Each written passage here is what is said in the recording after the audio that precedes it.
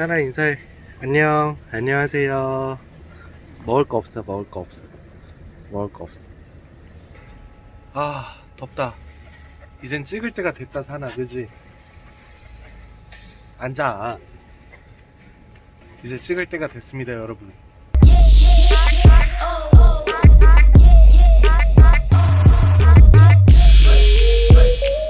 안녕하세요, 여러분. 백패킹 몬스터입니다. 몬스터 채널에 오신 것을 환영합니다. 오늘은 거래처를 가기 위해서 장거리를 운전을 해야 돼요. 그래서 여러분이 상상도 못할 만한 슈퍼카를 타고 그 슈퍼카 속에서 오늘의 컨텐츠를 진행하도록 하겠습니다. 자, 어떤 차인지 궁금하시죠? 엄청난 슈퍼카예요. 자, 그러면 한번 가볼까요? Let's get it!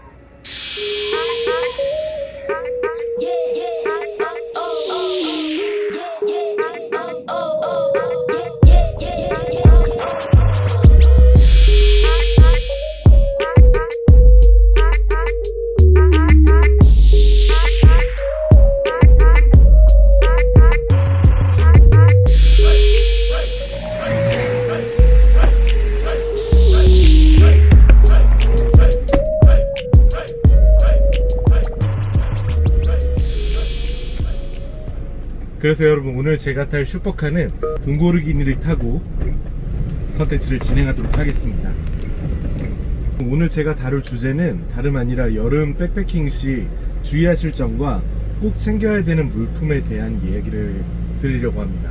자, 여러분, 백패킹하는 계절 중에 저한테 어느 계절이 제일 힘드냐고 물어본다면 저는 단연 여름이 제일 힘들다고 얘기를 합니다.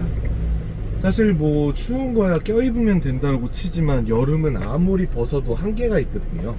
그리고 또 받는 질문 중에 하나, 여름에는 동계보다 백패킹 배낭이 훨씬 가볍나요? 저는 사실상 모르겠어요. 거의 비슷하거나 저는 여름이 조금 더 무겁지 않나? 라는 생각은 합니다. 계산은 해보지 않았지만. 자, 여름 백패킹에 대한 모든 거를 지금부터 한번 말씀드려 보도록 하겠습니다. 지금부터 말씀드리는 내용은 지극히 저의 주관적인 내용이 포함되어 있기 때문에 본인에게 맞는 스타일로 하시되 제 얘기는 꼭 경험에서 나온 거니 참고를 해주시길 바랍니다. 여름철에는 산으로 가든 노지로 가든 엄청 덥습니다.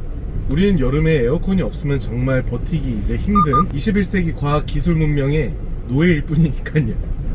저는 정말 에어컨 없는 여름은 상상하기도 싫습니다. 그렇다고 산이나 노지나 야지를 갈 때 에어컨을 챙겨갈 수 있을까요? 그렇기 때문에 저는 필수적으로 선풍기를 챙기라고 말씀을 드리는데요. 저는 여름에 선풍기를 구입했을 때 한번 실패를 했었어요. 그 이유에 대해 설명을 해드리면, 저는 단순히 밤새도록 틀어놔야 되니까 배터리 용량이 높은 것을 기준으로만 삼았습니다.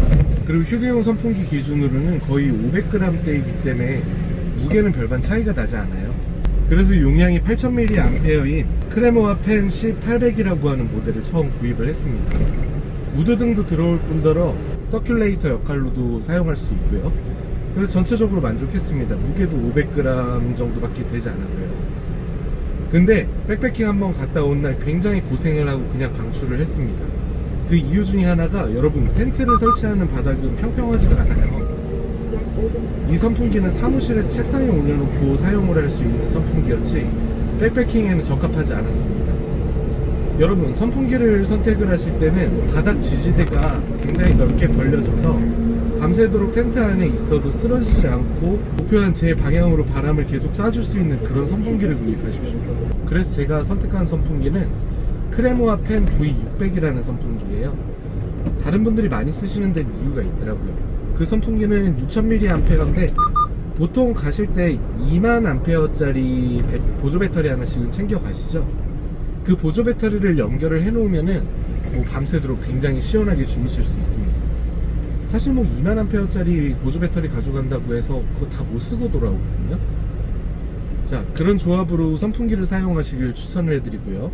두 번째, 제일 중요한 물이죠. 물을 챙기셔야 되는데 얼마나 챙겨야 되냐, 또 어떻게 챙겨야 되냐 물어보실 텐데, 저는 적어도 물 4리터 이상은 챙겨갑니다. 여러분, 물 1리터가 1kg인 거는 아시죠? 물 4리터면 4kg입니다. 무게들을 환산을 해보면 이 물이 그 비중 이상을 차지를 합니다. 근데 여름철에는 음료수는 챙기시되 물 4리터는 꼭 챙기십시오. 저는 실제로 무인도에 방문했을 때 물 2리터를 가져갔다가 정말 생명의 위협을 받은 적이 있습니다. 그 탈수 증상과 열사병은 경험해보시지 않으신 분들은 몰라요. 그렇기 때문에 물은 최대한 들 수 있으실 만큼 챙기시길 권장합니다. 근데 그 물은 어떻게 챙기냐고요? 2리터짜리 페트병 2개를 가져가면 되냐? 아니요, 좀 비효율적이었습니다. 2리터짜리 생수통 하나는 챙기시되 백패킹이 계획된 하루 전날에는 생수 500ml 페트병을 냉동실에다가 냉동 보관을 하세요. 그래서 얼음을 만든 후에 제가 지난번에 설명드렸던 방수가 되는 다용도 디팩 있죠? 그 디팩은 이럴 때 사용하는 겁니다. 그 디팩에다가 차곡차곡 쌓아서 넣어줍니다. 그렇게 넣어주면 아이스박스가 아니라서 얼음은 녹을 수 있으나 박지에 도착했을 때는 굉장히 시원한 물을 마실 수 있습니다.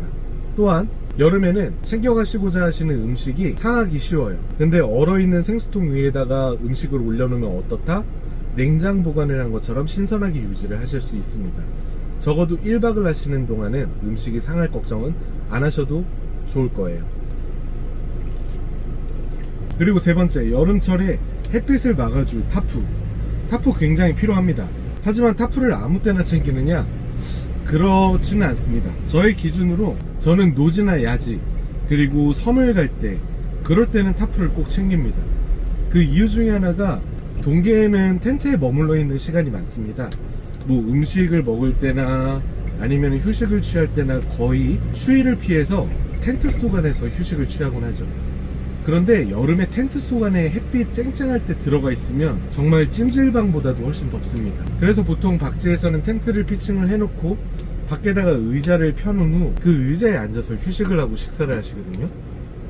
그런데 그 햇빛을 그대로 맞게 되면 열사병의 원인이 됩니다.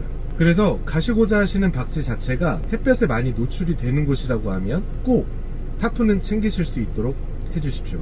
그리고 타프의 내구성을 걱정하시면서 뭐 울트라 라이트 모델을 피하시는 분들이 있으신데요. 뭐 그거 깔고 누우실 거 아니잖아요. 사실 저는 울트라 라이트 타프를 사용을 하고 있는데 굉장히 가벼운 무게이면서도 사실 타프 내구성을 걱정할 정도의 상황은 그렇게 맞닥뜨리지 못했습니다. 뭐 타프가 바람이 많이 불어가지고 찢어진다? 그 정도 바람이면 타프 접으셔야 되는 게 맞습니다. 강풍에도 대비해서 굉장히 무거우면서 강한 타프를 챙길 필요는 없다는 거죠. 그런데 저는 산에 갈 때는 타프를 챙겨가지 않습니다. 그 이유는 백패킹 매너와도 관련이 되어 있습니다. 왜요 몬스터님, 산에 가면은 햇빛 쨍쨍한데 거기 앉아서 쉴 때 타프 쳐야 되지 않나요? 여기에서 잘못된 점이 뭔지 아시겠어요? 보통 산 정상에 올라가면 등산객들이 계속 올라오는 시간에 내가 먼저 도착했다 텐트 치시는 분들 분명히 있으십니다. 근데 여러분들 모르셔서 그러셨다면 앞으로는 그러시면 안 돼요. 산의 정상은 백패킹에 박지를 하기 위해 만들어 놓은 것이 아니라 그 산을 오르시는 분들이 그 산 정상에서 자연을 느끼고 전체적인 조망을 보시기 위해 있는 곳입니다. 여러분 상상해 보세요. 산 정상에 올라갔는데 내가 발 디딜 곳도 없이 텐트가 설치가 되어 있다. 시간도 이른데 그렇게 되면 과연 기분이 좋을까요? 여러분 절대 여러분들 이 영상 보시는 분들만이라도 등산객들이 더 이상 올라오지 않을 시간, 해가 질 시간에 텐트를 피칭하시기를 간곡히 부탁드립니다. 백패킹 문화와 백패킹 이미지는 여러분 스스로가 만들어 간다는 것을 명심해 주셨으면 좋겠어요. 자, 그렇기 때문에 박지에 올라가서 햇빛 많이 비치는 시간에 타프까지 치고 앉아 있을 일은 분명 없으시겠죠. 그렇기 때문에 산에 올라갈 때는 타프가 필요 없다고 생각합니다. 판단은 여러분들께 맡기겠습니다. 그 다음으로는 여분의 티셔츠를 3개 이상은 꼭 가져가세요. 나는 여름에 땀을 흘리는 스타일이 아니에요. 저는 땀 흘리는 체질이 아니에요 라고 하시는 분들도 정말 한여름 속에 20kg가 넘는 박배낭을 메고 걸어간다라고 하면 정말 땀 안 나는 건 병원에 한번 가보셔야 될 정도로 특이하다고 저는 생각합니다.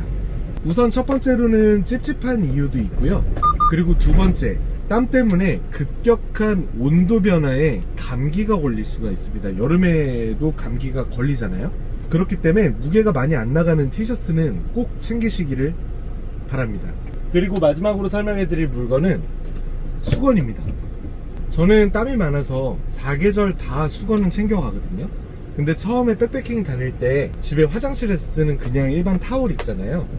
그 타올을 챙겨 다녔었는데 그 타올의 단점이 뭔지 아세요? 땀을 몇 번 닦고 나면 수건이 굉장히 무거워지고 그리고 물을 짜더라도 물기가 계속 남아 있어서 결국에는 짐만 됩니다. 그래서 저는 수건을 찾는데 시행착오가 조금 많았었거든요. 결국에 제가 찾아낸 수건은 C2 서밋사에서 나오는 여행용 타올입니다. 그 여행용 타올 같은 경우에 좋은 점이 뭐냐면 가방에 걸 수 있는 똑딱이형 고리가 있어요. 어떤 가방에도 장착할 수 있는. 그래서 여기 가슴팍에 있는 끈에다가 고정을 해놓으면 수시로 닦으실 수가 있습니다.